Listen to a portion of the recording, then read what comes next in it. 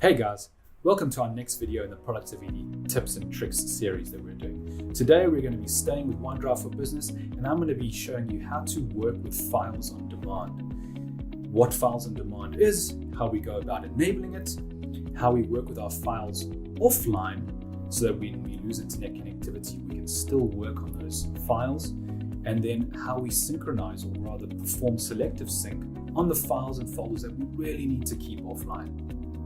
So I'll explain more when we get started. So let's get started. In today's video, I'm going to show you how we go and enable files on demand.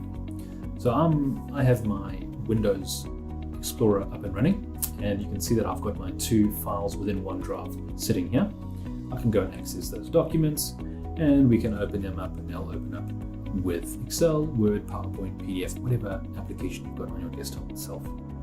Now you may notice that all these cloud icons under the status column are all cloud icons. That if I lose internet connectivity, I cannot access these files any longer.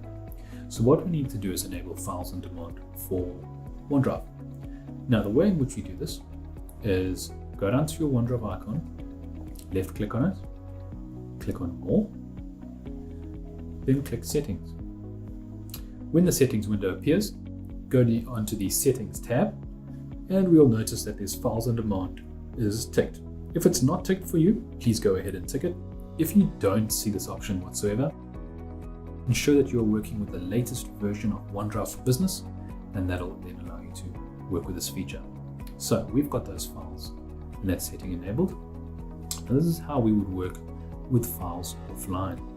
We go into our OneDrive area, we look at the status files, and we can say, well, I kind of need to work with all of these files and folders offline.